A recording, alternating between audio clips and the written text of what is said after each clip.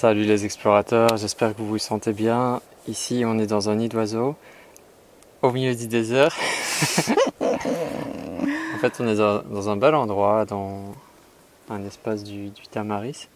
Je suis avec Mathilde Emeraude, on vient de passer quelques jours ensemble, au cœur du désert pour préparer un voyage qu'on va faire au mois de février au Maroc, au désert marocain. J'avais envie de vous présenter Mathilde, pour ceux qui ne la connaîtraient pas encore, qui elle est, qu'est-ce qu'elle fait, d'où elle vient, et vous partager son énergie comme j'aime le faire à travers les interviews. Donc Mathilde, en quelques mots, qui es-tu, d'où viens-tu, que fais-tu sur la Terre?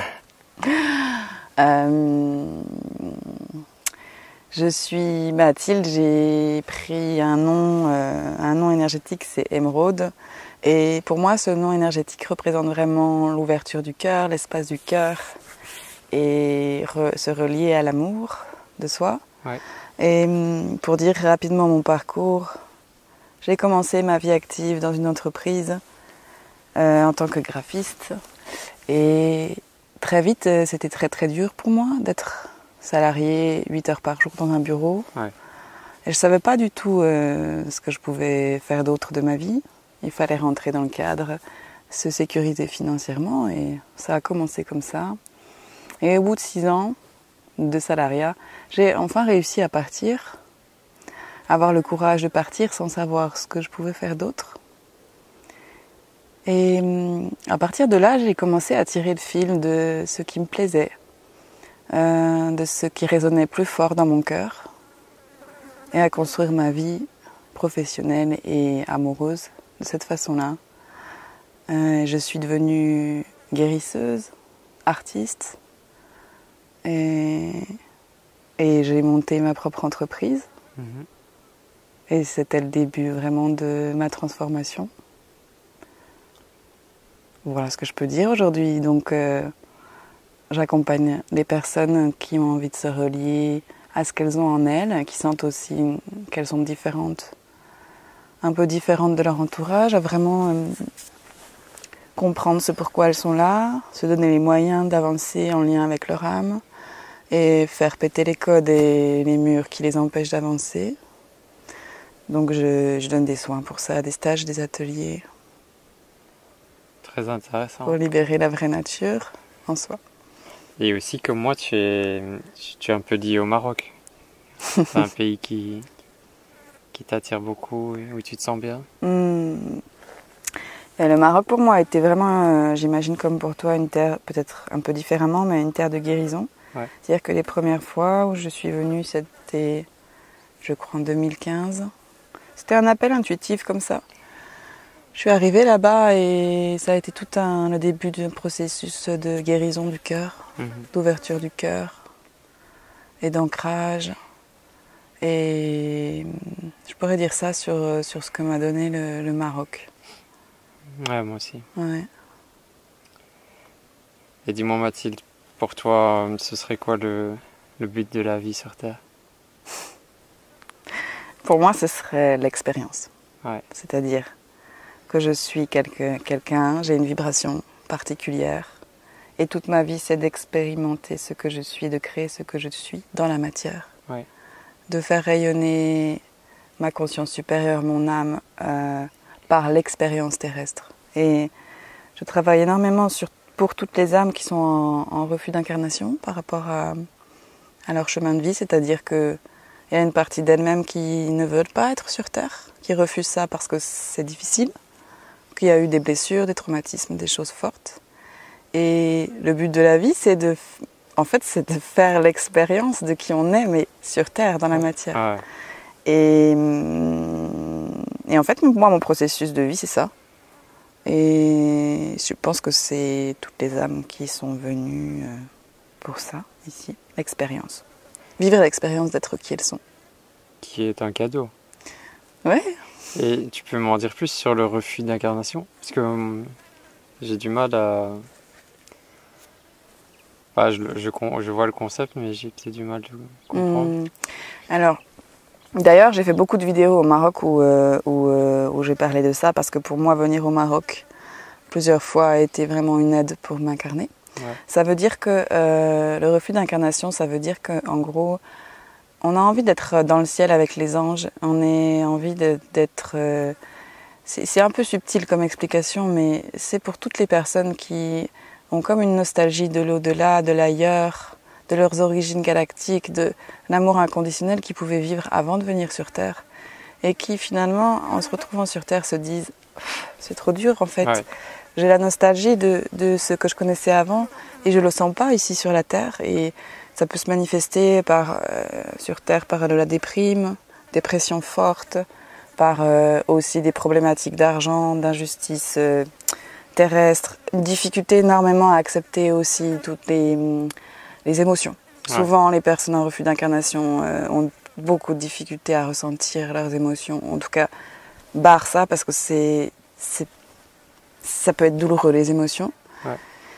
Et en fait, le processus d'incarnation, c'est d'arriver à amener son âme dans son corps et accepter totalement sa condition d'humain, ici sur Terre. Et c'est que comme ça que tu peux créer les choses, ici dans la matière. Et le processus d'incarnation, c'est ça. Et pour toi, c'est quoi l'âme? Ah, tu me poses des questions, hein. L'âme, c'est la partie de nous qui a la conscience de l'unité. Qui, le monde de l'âme, en fait, c'est... nous, là, toi et moi, on est séparés. Je peux te toucher. On est deux personnes différentes. Mais sur l'espace de l'âme, c'est comme un énorme nuage. Pas nuage, mais une énorme énergie où l'essence, elle est éthérique. C'est-à-dire qu'elle est subtile. Et on a notre conscience sur ce plan-là. C'est un autre plan que le plan terrestre. Et dans le monde de l'âme, il n'y a aucune séparation. C'est-à-dire que je peux capter, je suis reliée au tout. On pourrait appeler ça Dieu, en fait, hein, ou l'unité, ou on met les mots qu'on veut. Et en fait, l'âme, en venant s'incarner sur Terre, elle peut faire l'expérience d'elle-même dans un corps physique, en se sentant séparée de l'autre. Et c'est cette parcelle de nous qui est divine et qui est reliée à l'unité. Et là, nous, quand on est là, eh bien, en travaillant avec l'âme, on peut arriver à percevoir ça dans notre vie terrestre. Est-ce que c'est clair? Oui, j'ai compris. Ok. Et c'est aussi un peu lié à la conscience. Ou pas? Pour toi? C'est-à-dire, tu peux me dire ce que tu veux dire par conscience? Je la vois aussi comme quelque chose d'extérieur au corps physique. L'âme? L'âme et la conscience. Moi, pour parler de mon expérience, quand j'étais en refus d'incarnation, mon âme était vraiment séparée de moi, assez loin. Et quand tu n'es pas connecté à ton âme et qu'elle est vraiment en dehors de toi, tu peux vraiment avoir une sensation de vide, d'ennui, de dégoût même pour la vie. Et plus au fur et à mesure que tu accueilles ton âme dans ton corps, qu'elle se rapproche de toi et qu'elle est reliée à toi. Moi, avant, elle était vraiment très loin, hein, je la sentais même pas en fait. Et avec les guérisons que j'ai effectuées, maintenant elle est là, on pourrait dire. Elle est vraiment avec moi. Proche. Et en fait, justement, cette sensation d'amour que tu recherches dans ton couple, c'est pas la sensation d'amour avec l'autre, c'est la sensation d'unité avec ton âme que tu recherches, qu'on recherche tous. Et du coup, quand l'âme t'est reliée avec et qu'elle est intégrée dans ton corps, qu'elle a l'espace pour être dans ton corps, c'est l'âme qui agit à travers toi. Et là, il n'y a plus de sensation de séparation. Parce que tu es relié à cette partie divine qui est en toi. Et pour moi, c'est aussi toutes les religions, on cherche Dieu. En fait, ce qu'on recherche, c'est cette étincelle divine en nous. Et l'âme pourrait représenter cela. Ok, ouais. Et c'est là qu'on peut dire qu'il y a l'âme qui agit. Voilà. Parce que quand tu n'as plus de séparation entre l'espace divin, l'âme, et tes actions, et tes mots, et tes paroles, en fait, tout se place autour de toi facilement. Tu es dans un sentiment aussi de confiance, de bien-être, de reliance à l'unité. C'est les grands sages, c'est les illuminés qui sont là. Et là, en fait, il n'y a plus de problème, il n'y a plus de dualité même. Il n'y a plus de conflit au niveau du cerveau, puisque l'espace de l'âme est actif. Et c'est pour ça que le travail avec l'ouverture du cœur est hyper important, parce que le cœur et le corps sont une porte directe à la reliance à l'âme. La tête, elle va bloquer à cause des blessures. Parle-nous justement de l'ouverture du cœur, en quoi c'est important pour notre expérience terrestre. d'ouvrir notre cœur. Avec un cœur fermé, déjà, tu peux pas recevoir l'amour. Ouais. Tu peux pas recevoir donc les messages de ton âme qui sont des messages d'amour. Et du coup, c'est extrêmement limitant. Tu te sens tout petit.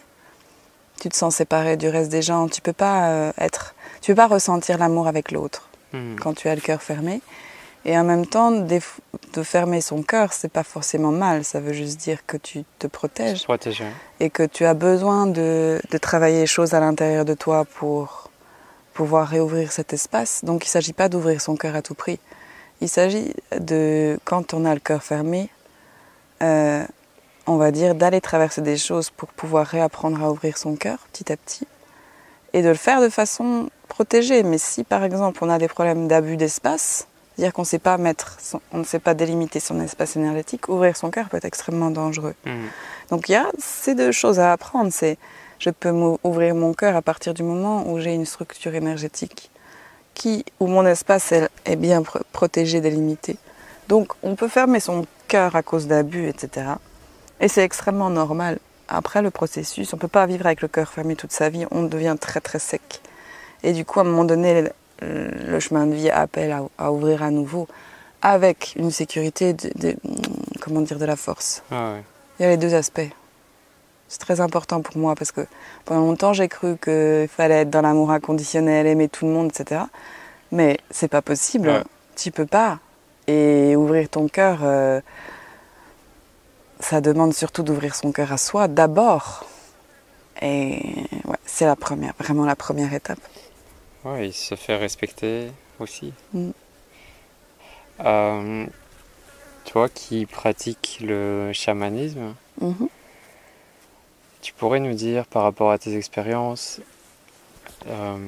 comment s'est passé tes contacts avec d'autres dimensions? Ok. Alors moi depuis toute petite, je sais que je contacte avec le subtil parce que je suis hypersensible.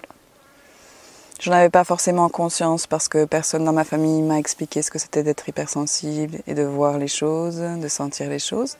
Donc j'ai appris avec le temps, j'ai appris après en développant mon activité. Ouais.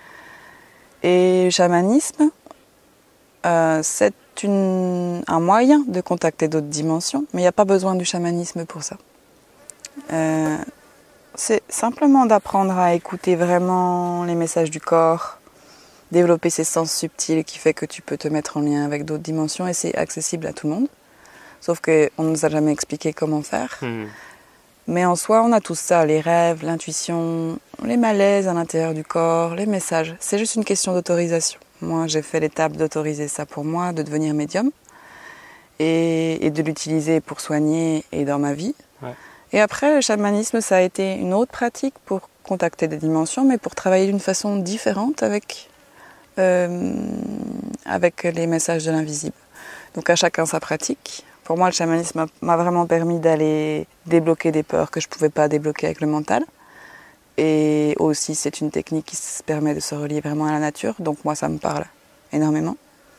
Et qui permet aussi de lâcher le jugement et de s'ancrer. Donc pour toutes les personnes qui sont en refus d'incarnation, le chamanisme, on va dire, moi je l'ai pratiqué aussi beaucoup pour ça. Pour les blessures très fortes, voilà. Ça répond à ta question. Ouais.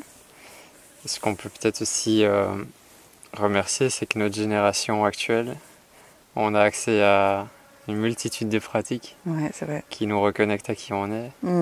Et il suffit juste d'entrer en résonance avec c'est ça, ce très qui nous important. Oui, c'est très important qu'il y a beaucoup de pratiques qu'on peut traverser et qui ne correspondent pas vraiment à ce qu'il y a en nous. Donc c'est important de choisir une pratique. Moi, le chamanisme m'a vraiment appelée à une période de ma vie. Est-ce que ça sera toujours le cas? J'en sais rien. Ouais. Mais elle m'a permis de revenir à la maison, de revenir en moi. Et ça vibrait hyper fort au niveau du cœur. Et je sais qu'il y a beaucoup d'âmes qui sont appelées à découvrir le chamanisme, à se relier à ça parce que c'est un appel très actuel. Moi, en tout cas, j'ai beaucoup de gens qui me contactent pour ça. Ça intrigue, ça fait peur. Et en même temps, ça appelle vraiment. Donc, il y a des choses à faire avec ces outils, cette pratique. Je vous invite aussi à voir la vidéo que j'ai faite avec Johan Razanamare sur le chamanisme sauvage.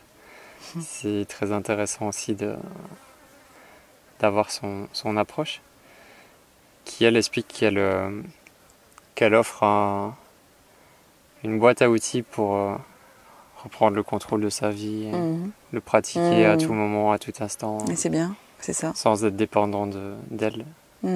C'est aussi comme ça que je vois les choses, oui. Ouais. Donner les outils pour devenir autonome et créer sa propre guérison, en fait. Ouais. Et c'est facile, c'est très créatif, très ludique et très facile. C'est ça qui est génial. Et après, on peut aussi interpréter tous les signes de la nature. Moi, j'adore ça. C'est-à-dire qu'avec le chamanisme, maintenant, je vois les animaux, des choses qui apparaissent dans ma vie et je comprends le sens. C'est génial parce que ça te met vraiment en lien avec ce qui se passe autour de toi, le chamanisme. Et ça te permet surtout de savoir t'adapter à ton environnement. Parce que finalement, les premiers hommes qui ont pratiqué le chamanisme, ils l'ont fait pour pouvoir survivre. Et ils se sont connectés aux esprits des animaux, ils se sont connectés aux esprits de la nature parce qu'ils n'avaient pas le choix. S'ils ne faisaient pas un avec cette nature, ils allaient se faire bouffer. En gros, c'est ça, ils allaient mourir. Et du coup, nous, ça nous réapprend ça, à nous réintégrer dans l'environnement naturel ou des villes, enfin l'environnement qui nous entoure. Et de savoir agir avec, de plus être en lutte. C'est vraiment ça, en fait. Et la Terre en a vraiment besoin parce que on est coupé du respect de la Terre, du respect aussi du rythme de la Terre. Donc nous, on a à réapprendre ça très très fort aujourd'hui pour pouvoir rétablir un équilibre. Ouais. C'est pour ça que le chamanisme apparaît si fort. Vu qu'on est sur le chamanisme, on peut dire un petit mot sur le voyage qu'on propose. Donc toi, tu vas proposer des pratiques d'initiation au chamanisme et les gens vont pouvoir l'expérimenter avec toi. Les deux chiens qui viennent, c'est pas un signe. Oui. Salut. Qu'est-ce que tu vas pouvoir initier dans ce voyage par rapport aux pratiques du chamanisme? Alors, en fait, ce que je vais proposer, c'est vraiment... Déjà, en fait, on va aller dans le désert, marcher dans le désert. Donc déjà, c'est se relier au lieu. C'est-à-dire que le désert, il a une énergie. Il fait des choses sur notre corps, etc. Et donc, du coup, déjà, c'est d'ouvrir la connexion pour ressentir ce que le lieu nous apporte. Après, pratiquement, de façon pratique, ce que je vais proposer, c'est vraiment des rituels par rapport aux directions, par rapport à la lune, par rapport aux éléments, des voyages au tambour, des chants, de la danse, en fait tout ce qui est expression corporelle de notre corps, d'utiliser notre corps pour recréer des chemins de libération à l'intérieur de soi. Voilà. Et ouvrir aussi l'espace de médiumnité, c'est-à-dire à un moment donné, si je débloque les chemins à l'intérieur de moi, je vais pouvoir recevoir les messages dont j'ai besoin pour avancer. Et libérer aussi l'espace de la joie, parce que c'est ça le but du voyage. Mais oui, pratiquement, ça va être que vous puissiez expérimenter vraiment la transe avec le rythme du tambour, du hochet, le fait de pouvoir exprimer la voix, c'est-à-dire rétablir la colonne de la voix par le chant et le cri. Ça va être pouvoir ressentir énergétiquement les animaux médecines qui nous accompagneront pour ce voyage, les éléments, les directions, et traverser comme ça un peu les étapes de l'être pour pouvoir comprendre comment on fonctionne de l'intérieur. Un beau programme. C'est à expérimenter parce que par des mots c'est un peu difficile, mais c'est ça. Et c'est ça qui est intéressant, c'est que c'est des expérimentations. Exactement, ce n'est que de l'expérience. C'est pas du blabla ou des... On passe pas par le mental en fait. Voilà. C'est-à-dire que sans avoir vécu cette connexion, cette transe et cette initiation, tu peux pas mentaliser. Et ça, du coup, l'initiation, elle va se passer aussi à ce niveau-là pour tous les gens qui vont venir pour la marche. Moi, je vais juste être le guide pour expliquer ce qui se passe, parce que j'ai l'expérience maintenant, et pour cadrer l'espace. Mais l'expérience, c'est chacun des participants qui va la vivre, et du coup, qui va pouvoir après comprendre comment ça marche, et pouvoir ensuite, dans sa vie future, l'utiliser, l'intégrer. Mathilde. Dis-moi, quels sont tes rêves?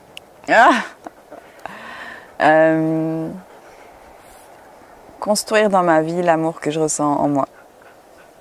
Qu'il prenne forme en fait par tous mes actes et par mes projets personnels et professionnels. Et j'aimerais vraiment pouvoir l'incarner dans une relation amoureuse. Hmm. Je pourrais dire que c'est un de mes plus grands rêves, oui. Quelles sont les personnes qui t'ont le plus inspiré sur ton chemin de vie?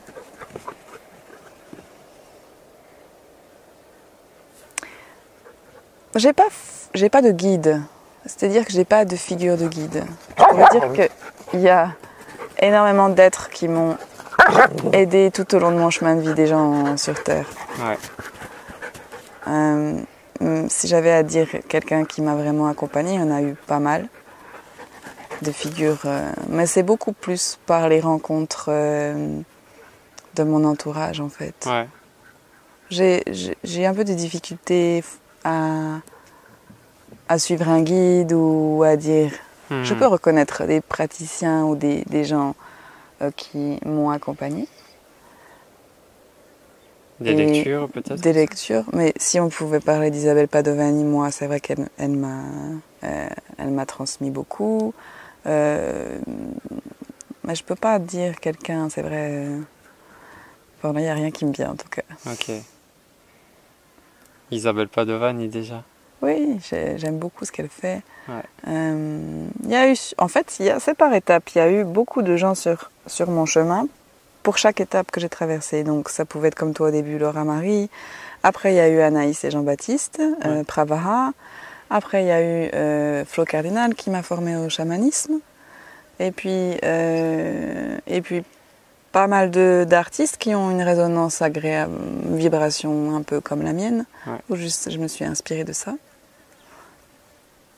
Des figures qui résonnent avec moi, mais pas forcément des guides en fait. Ouais. Tu vois? Ouais, je comprends. Dis-moi quel serait le message que tu aimerais transmettre à ma communauté et à ceux qui verront cette vidéo?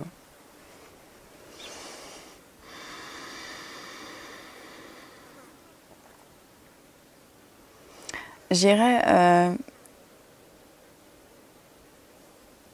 que même s'il y a les épreuves difficiles dans la vie, en fait, la plus grande chose que vous pouvez développer en vous, c'est la confiance que tout est à sa juste place et que d'alimenter ça chaque jour, d'alimenter la foi en vous, la confiance en vous et de vous donner les moyens de le faire, vous allez vraiment grandir plus vite que qu'en vous choisissant pas. Ça demande un engagement avec soi en fait, de se dire j'investis sur moi, je travaille. C'est pas je travaille sur moi, mais je mets l'énergie pour moi au lieu de la mettre pour l'autre. Mais je m'applique à faire ça vraiment chaque jour parce que c'est comme ça qu'on avance vraiment là où on veut aller. Et finalement, parfois on fait des détours, mais à chaque fois qu'on met de l'énergie pour soi dans un acte de foi en réalisant ses rêves, il y a des résultats énormes, il y a des choses énormes et c'est comme ça qu'on sert le monde vraiment. Donc ce que j'aurais envie de dire, c'est n'ayez pas peur de vous engager pour ce que vous êtes et pour vos rêves, parce qu'en faisant ce chemin, c'est là où vous devez aller en fait.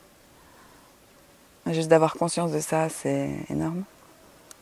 Et puis de pas trop s'en faire aussi. De pas trop s'inquiéter des choses. Ouais, c'est ça aussi que... À un moment, on doit apprendre à lâcher. C'est ça. On ne contrôle pas. Oui. Le réel est plus fort que nous. C'est ça. Et nous emmène le réel. De toute façon, le train arrivera à destination. Ouais. Et ça du coup, d'avoir confiance en ça, confiance en son âme et en son chemin. Non, c'est... Il y a des difficultés, mais ce que je peux faire, c'est accueillir ce qui se passe en moi, rester centré et avancer avec tout ça. De toute façon, on n'a pas les réponses. Ouais. Et là, pour ceux qui voudraient te rencontrer, donc il y a ce voyage du 3 au 10 février 2019. La marche de la joie. La marche de la joie au désert marocain. Je vais mettre un lien dans la description de la vidéo. Quels sont les autres moyens de te contacter? Vous pouvez faire un tour sur mon site aime-toi.fr. Je propose des ateliers en ligne, des soins aussi que je fais à distance, des ateliers dans la région en Bretagne. Et puis ça va continuer à se développer, il y aura des choses aussi, des voyages, des choses en France. Mais en tout cas, j'accompagne à distance. Donc si vous n'êtes pas dans la région de la Bretagne, je suis à Saint-Malo, moi, actuellement. On peut faire des séances de soins et des accompagnements à distance. Voilà. Il y a ta page Facebook aussi. Ma page Facebook, Emeraude, oui. AIMERAUDE. Et tu fais aussi des vidéos sur YouTube. Oui, c'est vrai. Des vidéos sur YouTube. J'écris beaucoup d'articles aussi, des textes inspirants. Les vidéos, les lives sur Facebook. Voilà. Je vous mets tout ça dans la description. Bah, c'est un plaisir de passer du temps avec toi, de préparer ce voyage, Ouais. d'être ensemble. Ça fait bouger, c'est bien. Ouais, ça bouge bien. Ouais. Et merci à toi. bah, on reste en lien de toute façon. Et vous pouvez rester connectés avec nous parce qu'on est des êtres de partage. Et c'est ça aussi qui nous fait avancer, c'est de partager nos expériences. Comme on vient de le faire ici. Donc à très bientôt. À très bientôt, merci beaucoup. Peut-être au Maroc ou ailleurs. Soyez les bienvenus.